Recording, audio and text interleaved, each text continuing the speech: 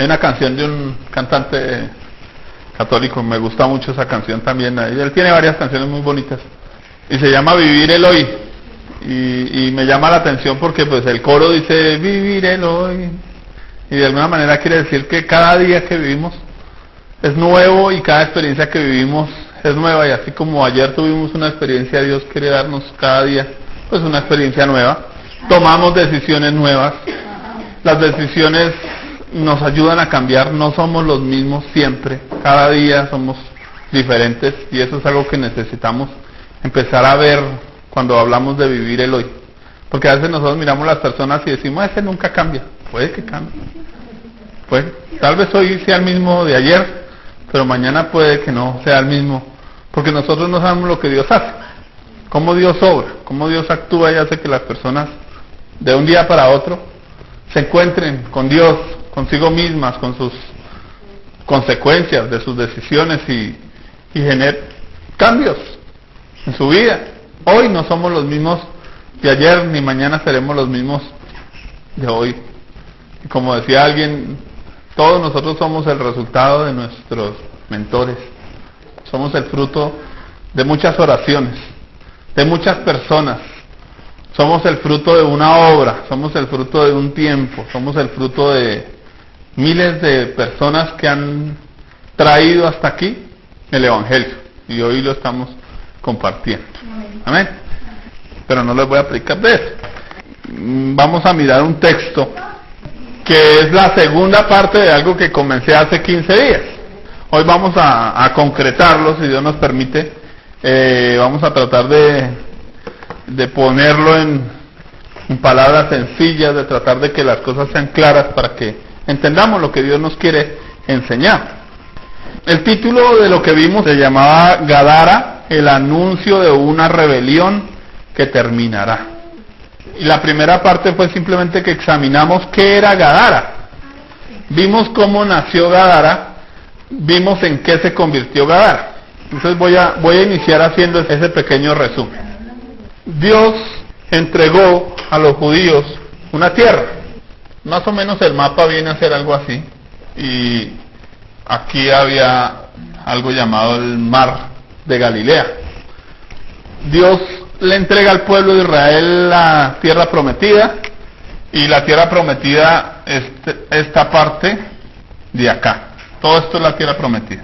Pero cuando se fueron a conquistar la tierra prometida, dos tribus hicieron eso, que fue creo que la de Manasés y la de Gad.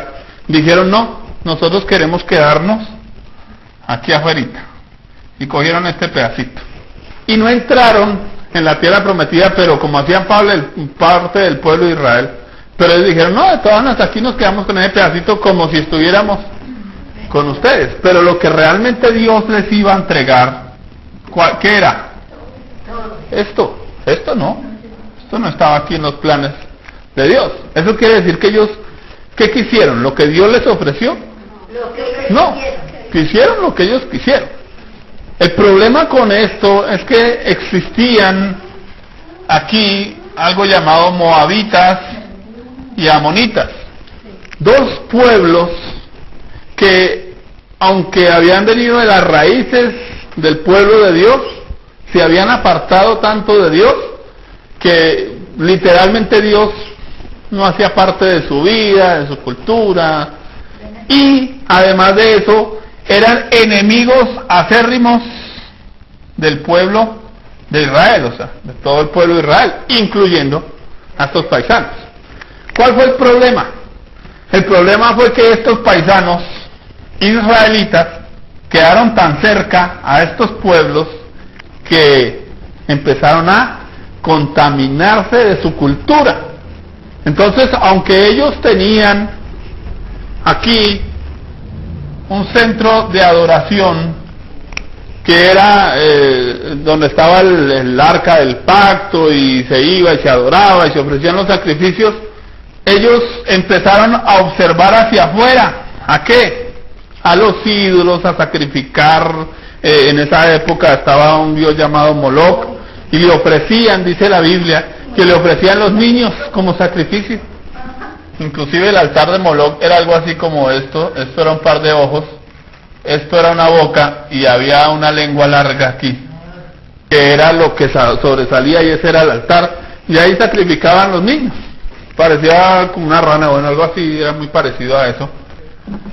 Y el gran problema de Gadara, o de Gad, que era la tribu que se quedó por fuera junto con la de Manasés, pues fue que se contaminaron con ellos.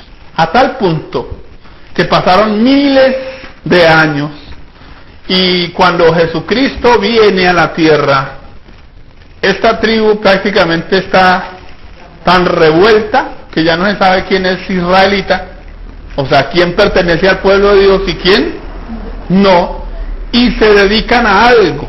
Entonces fue algo de lo que hablamos, ¿cierto? Ellos ahora están gobernados por un dios llamado Milcón, que es un dios anexo de Moloch, el que les mostré. Ellos se dedicaban a apacentar cerdos, marranitos, y esos animalitos los apacentaban para ofrecérselos a Milcón, ¿sí? A ofrecer la sangre del cerdo a Milcón. Ahora, ¿qué había dicho Dios? Entonces, el pueblo de Israel, ¿qué debía ofrecer a Dios? ¿Sangre de qué? De cordero, que era una representación ¿de quién? De Cristo como el cordero de Dios. Dios no mandó al cerdo de Dios, mandó el cordero. Y el cerdo era considerado por los judíos como un animal inmundo para Dios y para el pueblo de Israel. Ellos, que decían pertenecer al pueblo de Dios, estaban ofreciendo ¿qué? Animales ¿qué? Inmundos. Y eso era una representación de que ellos ¿cómo estaban? Contaminados, estaban en su pecado, estaban en idolatría, y además estaban lejos ¿de quién? De Dios. ¿Cómo está todo el mundo afuera? Aquel que no conoce a Cristo, aquel que no entiende la salvación que Dios propuso para ellos, que fue a través del ¿qué? De la sangre ¿de quién? De Cristo. Pero ellos estaban confiando en la sangre ¿de quién? De un cerdo, y estaban confiando en un ídolo, no en Dios. ¿Sí? ¿Es claro hasta ahí? Bueno, esa fue nuestra primera parte ahí, muy mega requete resumida. Ahora vamos a entrar a la segunda parte, que es donde vamos a estudiar el texto, porque no hemos estudiado el texto de Gadara. A esta segunda parte la titulé La misericordia de Dios llevada al extremo. Mateo 8, 28 al 34. Vamos a leerlo. Nos vamos a encontrar con una historia interesantísima. Recordemos, aquí hay algo importante. La Biblia dice que Gad fue entregada a Milcón y a sus servidores. Entonces, Milcón es el Dios. Cuando habla de Milcón está hablando de un demonio. O sea que Gad, ese terreno físico, fue entregado ¿a quién? A un demonio llamado Milcón y a sus servidores. ¿Qué son los servidores? Son los que se dedican a adorarlo a él. Ya no está hablando de demonios, está hablando de personas que se dedican a servir a ese Dios o a adorar a ese Dios. Eso quiere decir que el terreno de Milcón estaba básicamente consagrado ¿a quién? A los demonios. Por eso hoy vamos a hablar de un tema que realmente yo es la primera vez que voy a hablar de esto con ustedes, porque no les he hablado mucho de esta parte de demoniología, ¿sí? De pronto porque se exagera a veces en algunas iglesias un montón de cosas, de doctrinas que no están conforme a la Biblia. Pero es de entender que existe un reino espiritual. Y en ese reino espiritual, una de dos: usted sirve a Dios, al Dios vivo, al Dios de la Biblia, al Dios del pueblo de Israel, o sirve a cualquier otro Dios. Eso quiere decir que usted está parado de un lado o está parado del otro, quiéralo o no lo quiera. O usted está en el reino de las tinieblas o usted está en el reino de la luz. Y no hay un término medio, no existe algo como un término medio. Entonces, cuando Jesús llega, Jesús va a hacer algo, va a entrar en Gadara. Ahora, ¿qué es Gadara? Es un sitio entregado literalmente ¿a quién? A los demonios. Pero Jesucristo, siendo judío, va a entrar allá a ese lugar. Y vamos a mirar entonces ahora sí la historia.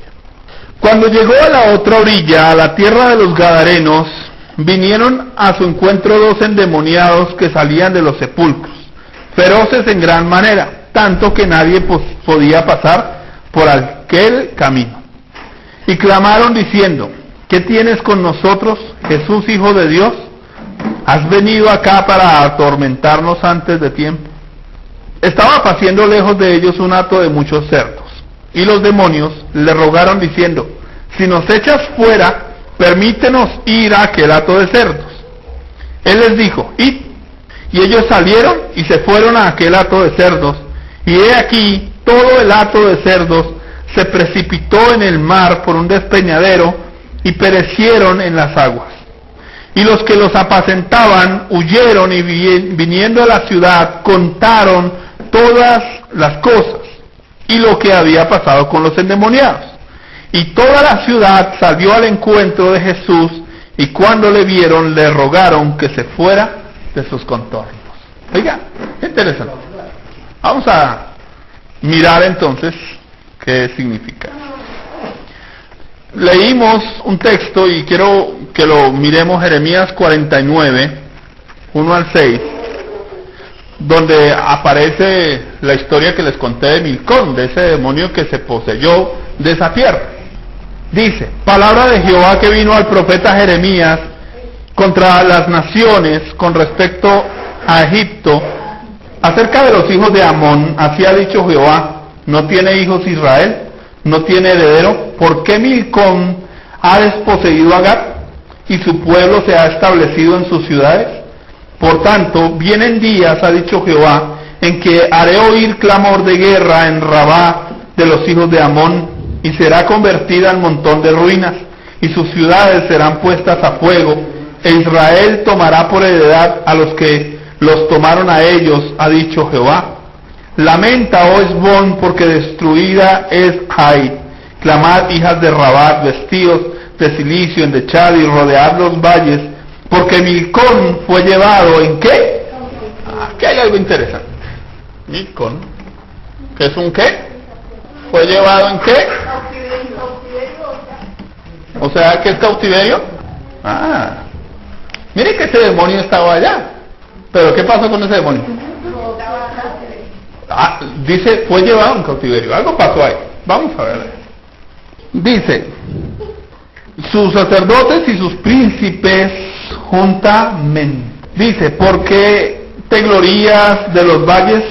Tu valle se deshizo, oh hija contumaz, la que confía en sus tesoros. ¿Cuáles son los tesoros de Milcón? ¿Se acuerdan? ¿Cuáles son los tesoros de Milcón? ¿Cuál es el tesoro de una adoración? Claro. ¿Cuál es el tesoro para Dios? ¿Sabe cuál es el tesoro para Dios? ¿La sangre de quién? De Cristo. ¿Cuál era el tesoro para Milcón? ¿Y qué pasó con los tesoros? ¿Qué dice ahí? Se deshicieron. Dice: la que confía en sus tesoros, la que dice: ¿quién vendrá contra mí? ¿Qué era lo que había preguntado este demonio?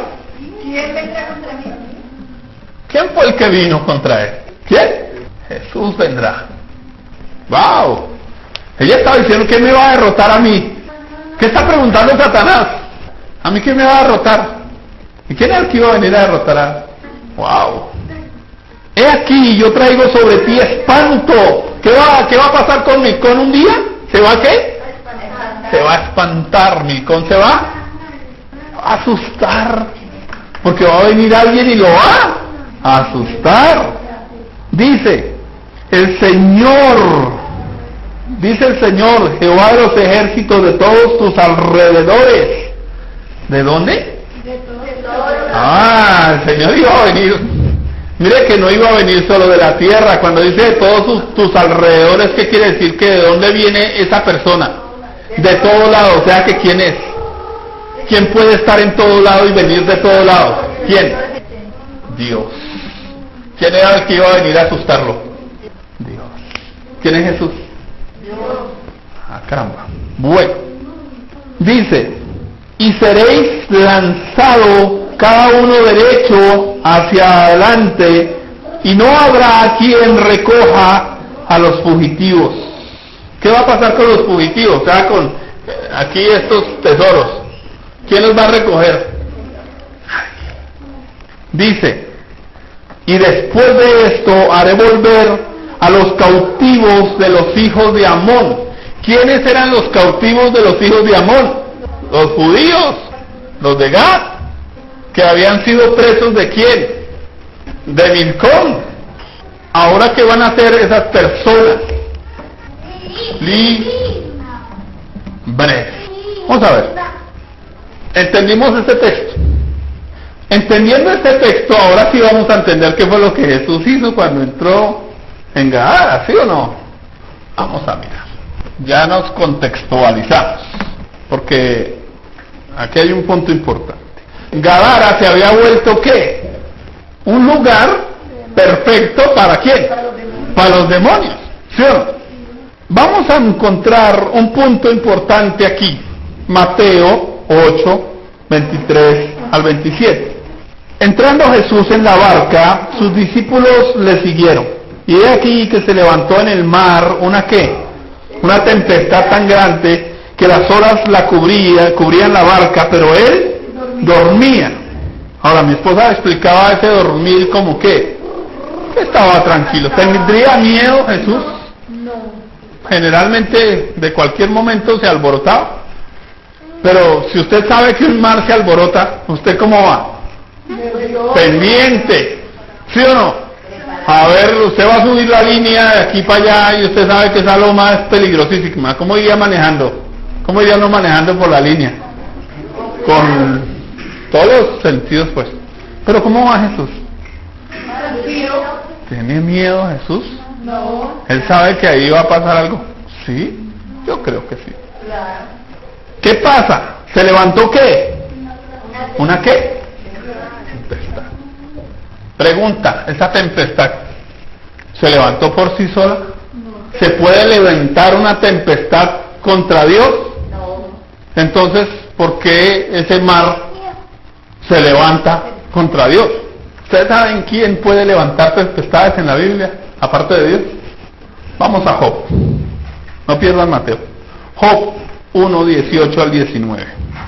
Dice, ustedes saben lo que le pasó a Job, ¿cierto? Entre tanto que éste hablaba, estaban diciéndole a Job lo que le pasó a sus hijos, ¿cierto? Entre tanto que éste hablaba, vino otro y dijo, tus hijos y tus hijas estaban comiendo y bebiendo en casa de su hermano, el primogénito, y un gran viento vino del desierto y azotó las 4 esquinas de la casa. ¿Qué levantó? ¿Qué es un gran viento? ¿Qué es una tempestad? Un gran viento. ¿Quién la levantó? ¿Ustedes se acuerdan? ¿Qué le había dicho Satanás a Dios? Déjame, yo lo toco. ¿Quién estaba levantando la tempestad? ¿Quién estaba levantándose allá contra Cristo? ¿Quién? Satanás. Ahora, ¿qué quería hacer? ¿Qué era lo que quería hacer? ¿Hundir la barca para qué? Impedir que Jesús llegara a ¿dónde? Ahí estaba Satanás levantándose para impedir que Jesús llegara a ¿dónde? A salvar a alguien, a cumplir una palabra que Dios había dicho. ¿Será que Satanás no quiere impedir que usted y yo conozcamos a Dios más? Que la gente conozca la salvación de Dios. Por eso levanta las tempestades. Las levanta en la iglesia, no afuera. Porque cuando las levanta en la iglesia queda como imposibilitada ¿de qué? De ir a hacer lo que Dios le mandó, ¿sí o no? Ahí estamos. ¿Por qué entendemos que fue espiritual? Que esa tormenta no fue que el mar se alborotó porque sí, sino que es espiritual. Leamos, Mateo 8:26. Él les dijo, ¿por qué teméis, hombres de poca fe? Entonces levantándose, ¿qué hizo? Reprendió a los vientos y al mar y se hizo grande. ¿Ustedes saben qué significa reprender? Mi esposa lo explicó hace 8 días. ¿Qué es reprender? Reprender es darle una orden, pero yo no le puedo dar una orden a una silla. porque es inanimada. ¿A qué le puedo dar una orden? A alguien que me entiende la orden que yo le estoy dando. O sea, que ¿a quién le está hablando Jesús? ¿A quién le está hablando Jesús? A eso que está ya queriendo impedir que él entre. ¿En dónde? En Gadara. Jesús le está hablando esa. No le está hablando al agua. No le está hablando al viento. ¿Le está hablando a quién? A alguien. Porque yo no puedo reprender a algo. Yo puedo reprender a alguien, a una persona. La pregunta es que de alguna manera los demonios, en este punto ya que estamos empezando a observar aquí el texto, los demonios se amañan ¿en dónde? Lugares. ¿Lugares qué? ¿Qué lugares? En los lugares donde ¿qué había hecho la tribu de Gad? Rechazar a Dios. ¿Rechazar qué de Dios? ¿Su qué? Su gobierno. ¿Saben que los demonios se amañan en un sitio donde no queremos que Dios gobierne? Y cuando yo no quiero que Dios gobierne en un área de mi vida, ¿quién termina gobernando en esa área de mi vida? ¿O yo? ¿O yo? Sí, ¿yo? Pero Satanás, ¿qué hace? Aprovecha. Ah, le cediste esa área, me la cediste a mí. Yo. Y empieza ¿qué hacer Satanás? A influenciar o a influir, gracias hermana, en ese lugar o en esa persona o en esa área. Y en este caso está hablando de una zona que, una zona geográfica. ¿Y saben qué quería el demonio? Lea, Marcos 5:10. Alguien que lo busque y me lo lea, por favor. Y le rogaba mucho que no los enviase fuera de aquella región. ¿Qué era lo que pasaba? ¿Que ellos qué no querían los demonios? ¿Qué querían entonces? Ellos querían, ay, ellos no me saquen de acá, yo no me quiero ir. ¿De qué no se querían ir? De la zona. De esta región. Porque ¿qué tenían en la zona? Gobierno. Personas que ¿qué hacían? Los adoraban. Los adoraban. Y ellos no se van a ir del sitio donde están ahí, donde me adoran, donde me dan gusto. Un espíritu de ira no se quiere ir de una persona que no perdona. ¿Sí o no? No se quiere ir. Y entonces ahí están como amañados. ¿Se amañan los demonios en un sitio? Sí. ¿Cómo serán los sitios que le proveemos a veces a los demonios, no? Gadara, que fue donde Jesús entró, es un sitio impenetrable. ¿Qué creen? O sea, ¿es imposible entrar allá? No. Pero sí saben que era Gadara, un lugar rechazable. ¿Qué significa rechazable? Perdónenme, pero Gadara con esos antecedentes no habían querido buscar a Dios, ahí estaban sin eso, merecían que el Salvador entrara allá a algo. ¿Sabe que eso es como si usted ya ha echado toda la basura de su casa en una sola caneca y usted dice, ay, pero me sirve este empaque? Y entonces mete la mano allá donde ya eso ¿qué es? Ya es desechable, rechazable.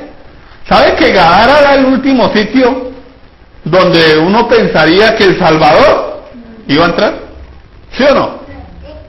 Claro. Además, ¿un judío entraba en un sitio donde habían cerdos? No. ¿Y qué hizo Jesús? Entró a ese sitio. Se contaminaría. ¿A qué fue? Vamos a ver, ¿cierto? Es un sitio rechazable. Eso nos dice algo importante.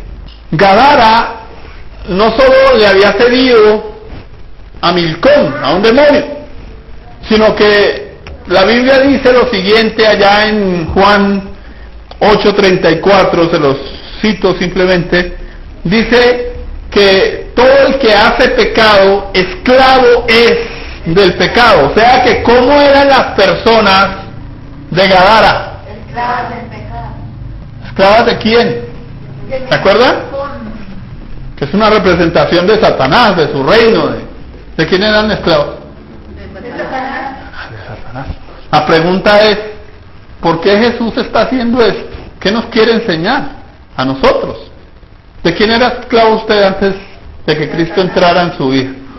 ¿Y de qué? De Satanás. Jesús le dijo un día a los mismos judíos, ustedes son de vuestro padre, el diablo, porque las obras de vuestro padre queréis hacer. ¿Y qué queríamos nosotros hacer antes de conocer a Cristo? Tomar, emborracharnos, fornicar, adulterar, poner los cachos a la mujer, robar, mentir, inventarnos cualquier cosa para no pagar impuestos. Y súmele a eso, educar mal, tratar mal a la esposa, sume. Todo eso está ahí. Pregunta, ¿merecíamos que Jesús viniera a la tierra, que Dios viniera a la tierra a salvarnos?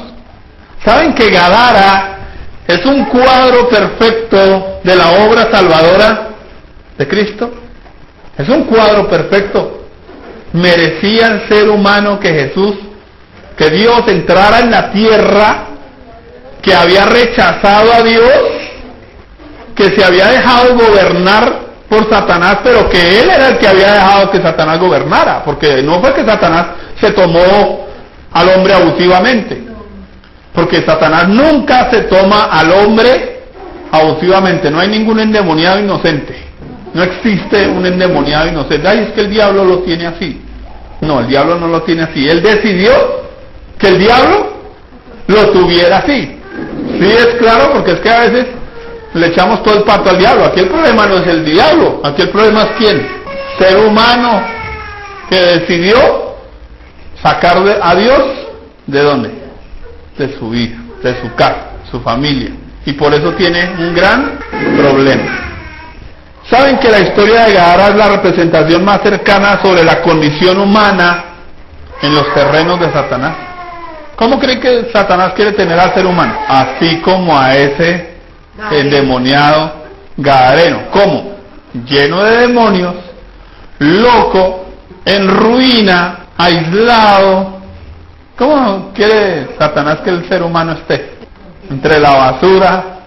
Esa es la condición en que usted y yo pudiéramos estar, pero no lo estamos por una sola razón. ¿Cuál? Jesús. ¿Se hizo Jesús? ¿Qué nombre es? Esa razón. ¿Se acuerdan de Jeremías? ¿Qué dijo que iba a pasar? Que Jesús, ¿qué iba a hacer Dios? Iba a poner en cautividad ¿a quién? A Milcom. ¿Qué quiere decir en cautividad? Que ahora el preso, ¿quién es? El diablo ahora es el preso. Ya no es el hombre. El hombre estaba preso, pero Jesús llegó. ¿Y a quién dejó preso? Ah, y entonces ¿por qué todo el mundo anda atando a Satanás? Yo no entiendo. Ya está.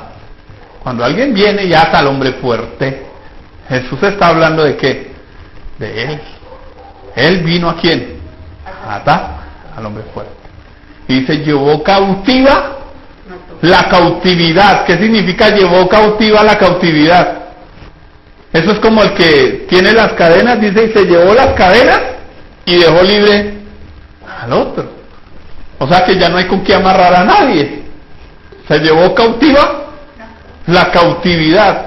O sea que ahora ¿quién puede cautivar al hombre? ¿Quién puede esclavizar al hombre? ¿Quién puede esclavizar al hombre? Nadie. El hombre no puede ser esclavo. Pero ¿sabe qué dice la Biblia? No os vendáis al pecado. Ya el hombre no es que ya el diablo lo esclaviza. ¿Sabe qué significa? Que el hombre decide esclavizarse. Quiere decir que ahora el hombre, así como el hombre tiene la libertad de ofrecerse al Señor y decir, te sirvo, soy tu esclavo, el hombre ahora puede decir a Satanás, soy tu esclavo. Pero ya no es que Satanás dice, usted es mi esclavo. Ya no puede hacerlo. Y Cristo tampoco lo va a hacer. Él no dice, usted es mi hijo. ¿Quién decide? El hombre. El hombre decide. ¿Sí está haciendo claro esto? Entonces póngale cuidado a la historia. ¿Qué hizo el gadareno para salvarse? Nada. ¿Qué hizo? Nada. Dígalo fuerte. Nada. ¿Qué hace usted para salvarse? ¿Qué puede hacer para salvarse alguien que está rendido a Satanás? ¿Quién buscó a quién? ¿El diablo fue a buscar a Jesús? ¿Se pasó el diablo en el barco a buscar a Jesús al otro lado? ¿Quién fue el que fue a buscar a quién? Jesús al endemoniado. ¿Sabe que el Señor dice, no me eligieron ustedes a mí, sino que yo los elegí? ¿Entiende lo que Jesús hizo por usted? Porque si usted cree que usted hizo algo que mereció su salvación, que mereció que Jesús viniera a su vida, usted no ha entendido la salvación. No la ha entendido. No merecíamos nada. Por eso el título del tema es la misericordia de Dios llevada ¿a dónde? Al extremo. Porque ni usted ni yo, mire esa condición. Usted y yo nos habíamos entregado a pecar porque se nos daba la gana pecar. Pero ¿sabe qué hizo el Señor?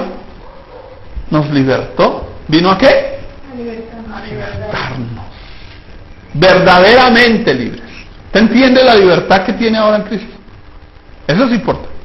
Les dejo unos textos para que los lean en su casa, Filipenses 2, 5 al 9, para que usted entienda lo que Jesús hizo. La Biblia dice que siendo Dios, se hizo hombre y se humilló. Y se humilló tanto que hasta la muerte ¿de qué? De cruz. De cruz. ¿Qué tanto Dios se bajó para salvarlo a usted y a mí? Piénselo. ¿Sabe qué significa eso? Que Jesús metió la mano en la caneca de la basura y tomó lo que no servía a usted y a mí y nos hizo útiles. ¿Usted metería su mano en la basura para sacar un tomate picho que no sirve y lo haría servir para un guiso? Pues Dios sí. Dios tomó ese tomate muerto que ya no servía y lo hizo vivir y lo hizo útil de nuevo. ¿Eso es usted? ¿Eso soy yo? Eso es lo que Dios hizo. ¿A través de quién? De Jesús. Ese hombre no merecía nada, nada. ¿Saben qué tanto más fue Dios? Primera de Pedro 3, 17 al 22. Vamos a leerlo aquí rápidamente. Ese texto sí lo quiero leer. Porque mejor es que padezcáis haciendo el bien, si la voluntad de Dios así lo quiere, que haciendo el mal. Porque también Cristo padeció una sola vez por los pecados, el justo por los injustos, para llevarnos a Dios, siendo la verdad muerto en la carne, pero vivificado en espíritu, en el cual también fue y predicó a quienes, a los espíritus encarcelados. ¿Cómo estaban ellos allá? A través de Milcón. ¿Cómo estaban todos? Cautivos, encarcelados. Los que en otro tiempo desobedecieron, cuando una vez esperaba la paciencia de Dios en los días de Noé. Aquí ya nos está hablando de algo espiritual. Mientras que preparaba el arca, en la cual pocas personas, es decir 8, fueron salvadas por agua. El bautismo que corresponde a esto ahora nos salva, no quitando la inmundicia de la carne, sino como la aspiración de una buena conciencia hacia Dios por la resurrección de Jesucristo, quien habiendo subido al cielo está a la diestra de Dios, y a Él están sujetos ángeles, autoridades y potestades. Lo que Jesús estaba haciendo era ¿qué? Espiritual. Por eso es que Satanás, ¿qué hace? Se levanta con la tempestad, porque él sabe que algo espiritual va a pasar, que fue lo que leímos en Jeremías. ¿Qué decía ya en Jeremías? Te haré temblar, dice Milcón, te haré temblar. ¿Qué estaba haciendo Jesús?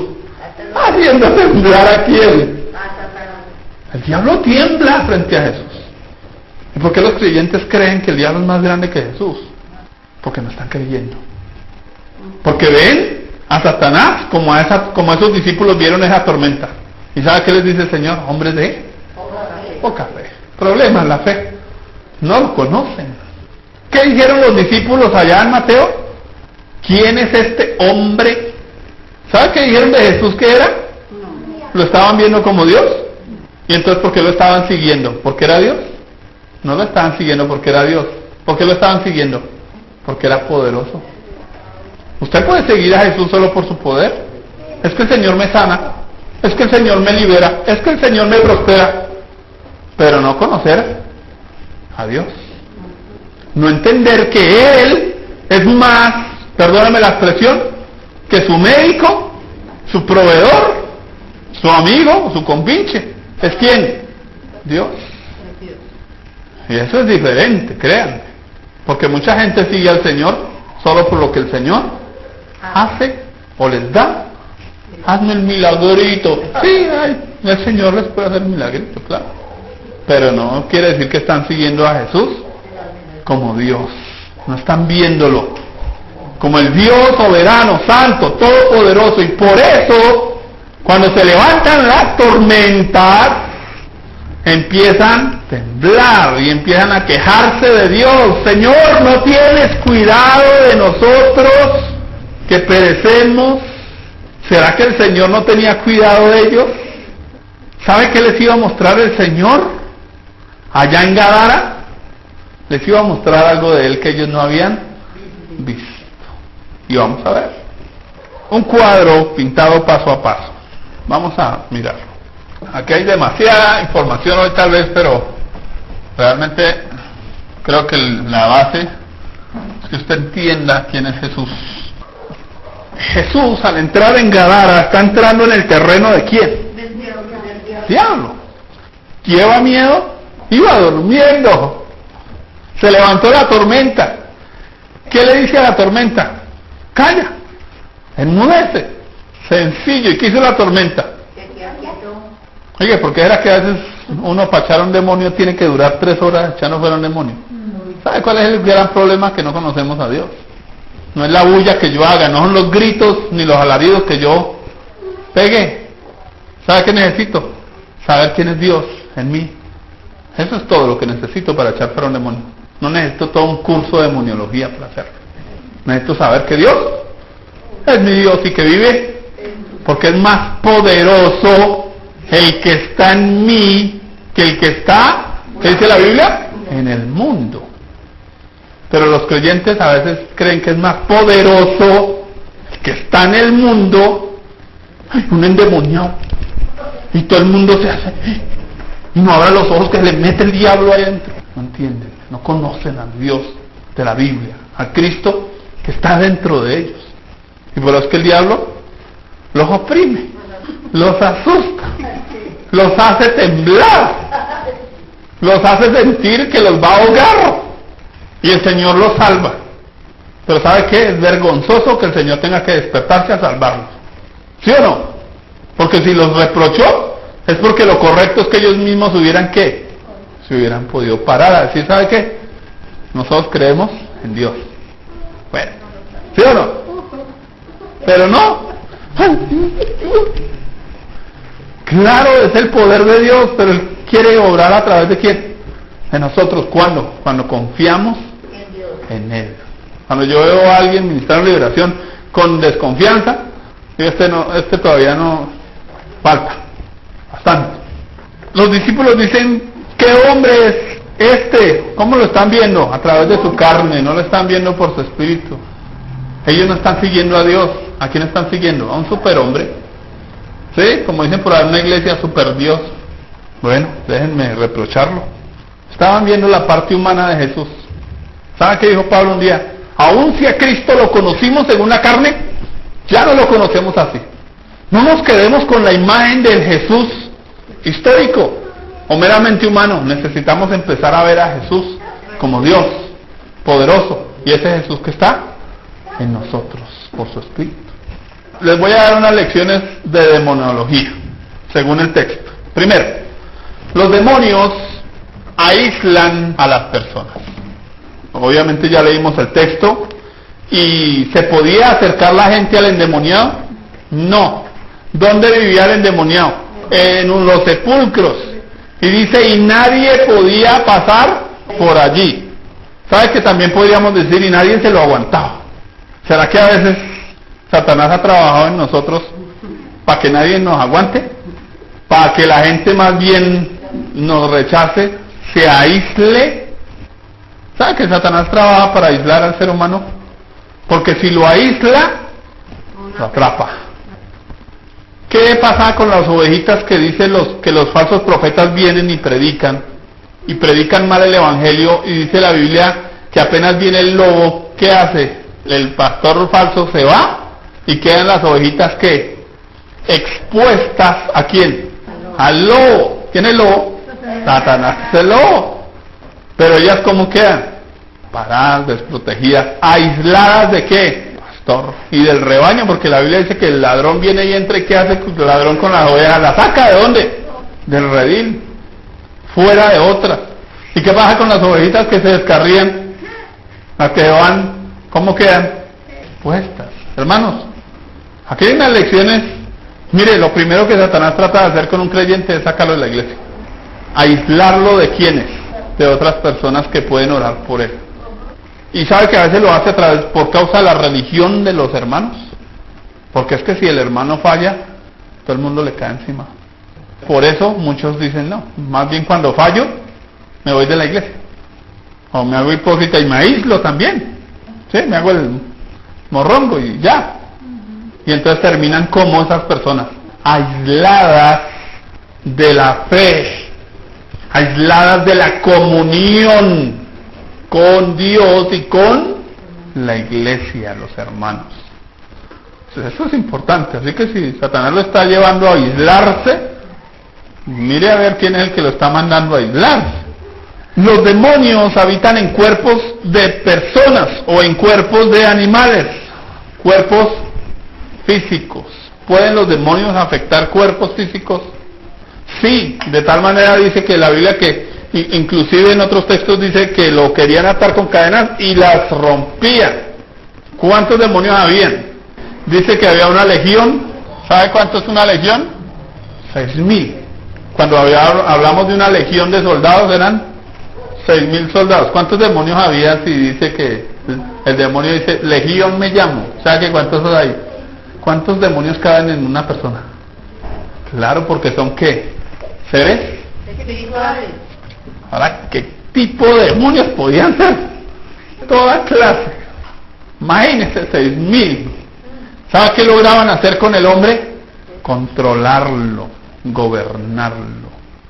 ¿Sabe cómo estaría usted sin Cristo? Dice la Biblia que ¿quién detiene esto? Que todo el mundo esté como el endemoniado gadareno. ¿Sabe quién detiene eso? El Espíritu Santo. Pero la Biblia dice que un día el Espíritu Santo se vaya.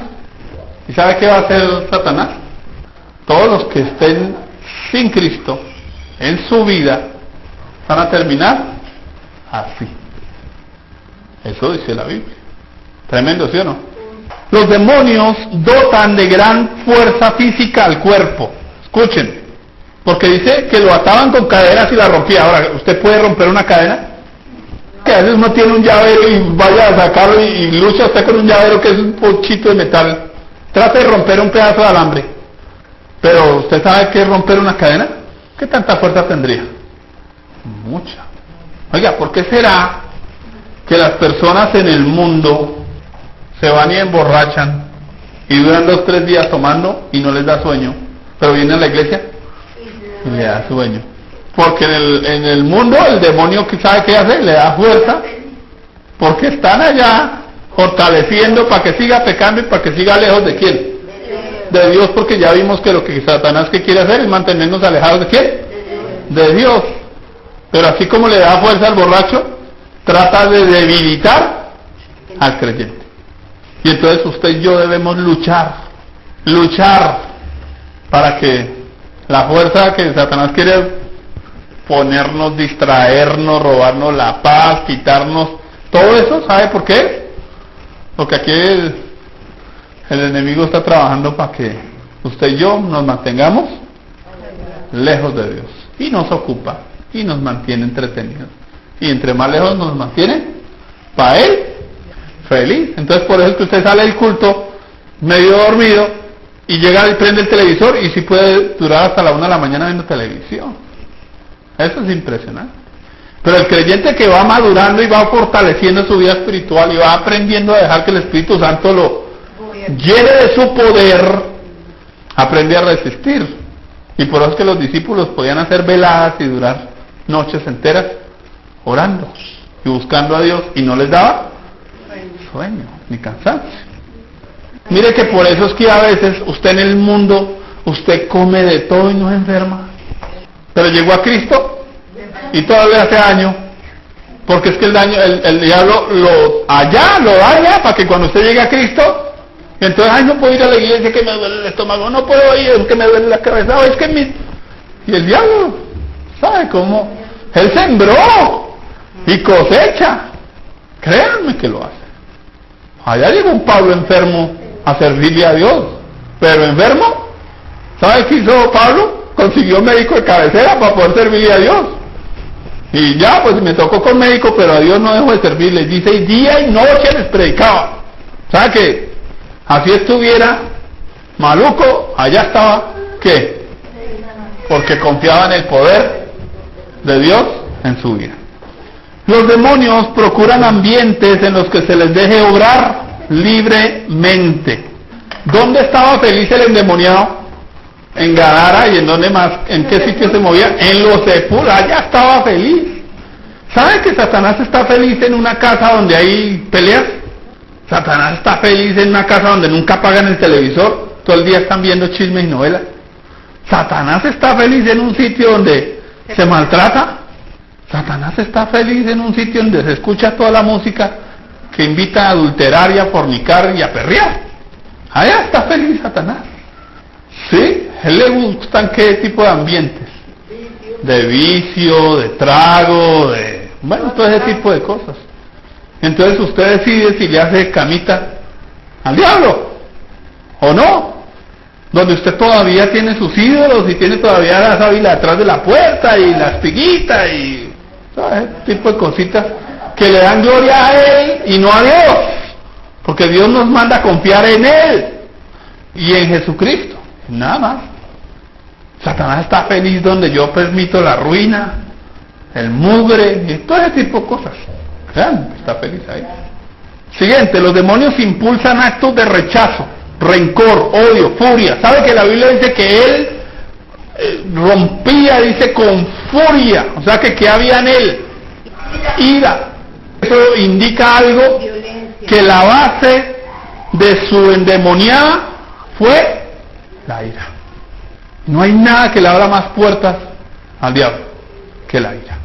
Porque la Biblia dice que la ira del hombre no obra la justicia de Dios. ¿Qué quiere decir? ¿Qué obra entonces? La injusticia de ¿quién? El diablo. ¿Entienden ese versículo así que los puse al contrario? La ira del hombre obra la injusticia del diablo. Entonces, ¿qué hay en la casa de alguien que permite su ira? Injusticia, gracias. Los demonios impulsan rechazo, rencor, odio, furia, ira, rebeldía, rebelión, destrucción. Porque este hombre definitivamente lo último que alguien quería era ir a abrazarlo, a tocarlo, a ayudarlo. Porque intentaron ayudarlo y ¿qué? ¿Será que estaban intentando ayudarlo a él? ¿O estaban intentando protegerse de él? Protegerse de él. Dice la Biblia lo siguiente: airaos, pero no pequéis. No se ponga el sol sobre vuestro enojo, ni deis lugar al diablo. ¿Qué le da lugar al diablo? La ira. Y el enojo. Cuando se deja pasar mucho tiempo sin darle la pelea a eso. Hay algo interesante, Mateo 8:29. Y clamaron diciendo: ¿qué tienes con nosotros, Jesús, Hijo de Dios? ¿Has venido acá para atormentarnos antes de tiempo? ¿Qué saben los demonios? Primero, que Jesús es quién. Oiga, ¿sabe quiénes no lo sabían? Los discípulos dijeron: ¿quién es este hombre? ¿Sabe quién les dio la respuesta de quién es ese hombre? El diablo les dio la respuesta de quién es ese hombre. Acababan de preguntar: ¿quién es este hombre? Y Satanás llega y dice: este hombre es Dios, el Hijo de Dios. el Hijo de Dios. Dios usa al diablo a enseñarle a usted y a mí. Dios no se vara. Los demonios sí sabían quién era Jesús. Tenían más fe. Dice la Biblia: los demonios creen. Pero muchos creyentes no creen. Y por eso no tiemblan. Pero no temen a Dios. Por eso hacen cosas que saben que Dios las prohíbe. Pero los demonios sí creen que Jesús es ¿qué? El Hijo de Dios. ¿Qué más saben? Que los va a atormentar. ¿Cuándo? Algún día. Porque dice: ¿has venido a qué? A atormentarnos antes de tiempo. ¿Sabe que los demonios qué saben? Saben que van a someter. ¿Saben que? O sea que los demonios atormentan a un cristiano que tiene a Cristo. Ah, no. No pueden. Pero a un cristiano que tiene a Cristo, atormenta a los demonios. ¿Sí? Donde entra un cristiano creyente lleno del Señor, créame que los demonios tiemblan, se asustan porque dicen, ay, aquí, que nos va a ¿qué dice que iba a hacer? Los voy a despojar. Allá en Jeremías, ¿no? Los despojaré. Tremendo eso. ¿Sabe quién es usted si usted tiene Cristo? ¿Sabe lo que Dios va a hacer si usted tiene a Cristo en su vida y confía en Él? ¿Qué diablo se resiste? ¿Qué demonio se resiste? Ninguno. ¿Qué autoridad tiene usted? ¿Qué poder hay en usted? Esto es, hermanos, créanme que esto es tan valioso. Eso implica que los demonios saben que va a haber algo. Juicio. ¿Lo sabe usted? Porque hay creyentes que se les olvida que va a haber un juicio. Pero los demonios sí saben que va a haber un juicio.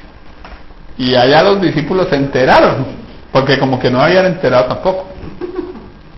Jesús hace algo, está pasando, ya les di una clase de demoniología en chiquita. No, esto es un micro resumen de ese asunto. Isaías 65, 2 al 5 dice que ellos ofrecían sacrificios de cerdos. Dice como si ofrecieran sangre de cerdos. Vamos a leer. Extendí mis manos todo el día a un pueblo rebelde, el cual anda por camino no bueno, en pos de ¿qué? De sus pensamientos, de lo que le ocurre, lo que piensan que deben hacer. Pueblo que en mi rostro me provoca de continua ira. ¿A qué hacen? ¿Que Dios que haga? Se aire. Sacrificando en huertos y quemando incienso sobre ladrillos que se quedan en los... ¿En dónde? Sepulcros. En los sepulcros. Uy, ¿qué les gusta a estos hermanos? ¿Cierto? Y en lugares escondidos pasan la noche. ¿A quién les está hablando? A creyentes que hacen parte del pueblo de Israel. ¿Pero qué están haciendo? También están metidos. ¿Y haciendo qué? Que comen carne de cerdo que Dios les había prohibido, y en sus ollas hay caldo de cosas inmundas, que dicen, estate en tu lugar, no te acerques a mí. ¿A quién le están diciendo que no se acerque a ellos? ¿A quién? ¿A Dios? ¿Y qué dijeron los de Gadara? ¿Qué dijeron? Esas personas, léanlo, versículo 5. Porque soy más santo que tú. ¿Cómo se consideran ellos? Santos. Oiga, están pecando, están haciendo un montón de cosas, pero dicen que son santos, porque pertenecen al pueblo de Israel. Y sabe que muchos creyentes dicen, ay, como yo soy cristiano, y entonces ya creen que son santos porque dicen que son cristianos, o dicen que son santos porque le pusieron un pescadito allá en la parte de atrás del carro, o dicen que son cristianos porque pusieron un letrerito que dice, aquí adoramos a Cristo. Sí, por eso somos cristianos. ¿Santos?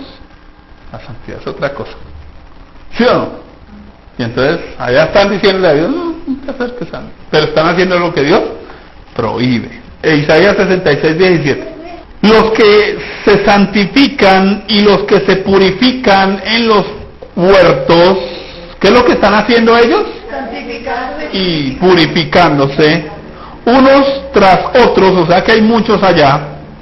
Los que comen carne de cerdo, o sea, se santifican y encima todo lo que están haciendo, comiendo carne de cerdo.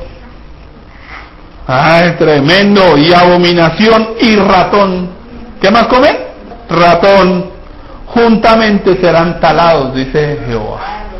Dios había prohibido eso. No es que ahora no coma carne de cerdo, eso tiene que ver con la ley, ¿cierto? Pero está representando algo que, la adoración a quién. O sea que aparte de que dicen que son creyentes, están adorando porque están haciendo algo incorrecto. Porque lo que están haciendo no lo están haciendo para Dios. Pregunta, ¿lo que usted hace para Dios? Ahí es donde entra el punto. Eso significa que cuando Jesús entra a Gadara y permite que los demonios vayan a los cerdos, está dando un golpe a una sola cosa, a la religión. ¿A cuál religión? A la de Gadara. ¿Cuál era la religión de Gadara? La de Milcón, que adoraban a través de ¿qué? ¿De sacrificios de qué? ¿De sangre de qué? De cerdos. O sea que lo que Jesús está haciendo cuando manda a los demonios, los deja ir a los demonios, a los cerdos, y los cerdos se van y se caen abismo abajo. ¿Qué está diciéndoles el Señor? ¿Que ellos son su Dios? ¿Qué les está diciendo? Que Él es más poderoso que ¿quién? Que ellos. Ellos están viendo que, imagínate toda esa ciudad mirando a Jesús echando fuera a esos demonios en esos cerdos, y esos cerdos se van. ¿Qué están viendo? ¿El poder de quién? De Dios, ¿cierto? De Cristo. Ahora, están viendo el poder de Cristo, ¿y qué hacen? Encima todos lo echan. ¿Sabe qué dice Apocalipsis 3:20? Aquí yo estoy a la puerta y llamo. ¿A quién? A la iglesia. Está golpeando en una iglesia. Y dice, estoy a la puerta. O sea que, ¿qué pasa? Que no lo han dejado, ¿qué? Entrar. ¿A dónde? A la iglesia. Y llamo, y si alguno oye mi voz. Imagínense eso. Personas que dicen que son creyentes y nunca han conocido a Cristo, porque no lo están viendo como Dios. ¿Hasta qué punto uno puede ver el poder de Dios y no conocer a Cristo? ¿Cómo son los letreros de las iglesias hoy? Dígame. Venga, conozca el poder de Dios. ¿Sí o no? Y entonces usted va y recibe sanidad y se va sin Cristo. Y usted va y recibe el poder de Dios y se cae y tiembla, pero no tiene a Cristo. A la hora de dar su vida por Cristo, chao, que yo a Cristo. Y entonces saca a Cristo ¿de dónde? A la hora de obedecer a Cristo, no, yo a Cristo de lejitos. A la hora de entrar en mi cuarto solo, Cristo, porque es que voy a hacer unas cositas que... ¿O me equivoco? A la hora de pelear con mi esposa, con mi esposo, ya Cristo, ¿no lo seguimos haciendo? ¿No seguimos diciéndole a Cristo, no me toque el bolsillo? ¿Sí? Pero Cristo sigue obrando ahí. Y vamos a darle finalización mirando un par de aspectos más. Lo que Jesús hizo fue un acto profético, y ese acto profético implica una cosa: Jesús libera al endemoniado. Ahora, el endemoniado queda libre, valga la redundancia, ¿sí o no? Quedó libre. Ahora, ¿qué quiere hacer el endemoniado? Que ya no es endemoniado. Quiere irse con Jesús. ¿Y qué hace Jesús? ¿Qué le dice? No. Eso es una representación de la obra de Cristo. ¿En qué sentido? Cristo vino a la tierra, dio su vida para salvar las almas. Ahora la salva. ¿Y qué pasa? ¿Qué debiera pasar? Imagine un tipo endemoniado de esa forma y un día queda bien, queda perfecto, conoce a Dios, conoce a Cristo. ¿Saben qué debiera pasar inmediato? Una persona que conoce a Cristo debiera morirse inmediato. Pero ¿sabe qué hace el Señor? La deja. ¿Para qué dejó Jesús al endemoniado gadareno en Gadara? Para que predicara. ¿Para qué lo dejó a usted y para qué me dejó a mí? Para que proclamemos ¿qué? ¿Qué le dijo al endemoniado? Ve y cuenta cuántas maravillas ha hecho Dios contigo. Pregunta, ¿cuántas maravillas ha hecho Dios con usted y conmigo? ¿Y qué debemos contar? ¿De qué debemos hablar? Por eso el Señor no le permitió seguirlo. Ahora, la pregunta es, ¿y por qué en Gadara? Porque es que hay muchos que dicen, no, usted fue libre, sálgase de ahí. Sálgase de ahí. El asunto no es dónde estaba, el asunto es lo que él había admitido en dónde. A usted lo que lo oprime no es el sitio donde está. Usted lo que lo oprime es que tiene adentro y que no lo ha sacado. porque no tenían que ver con el sitio. Jesús lo dejó en el mismo sitio. Ahora pregunta, ¿será que el enemigo no se quería vengar?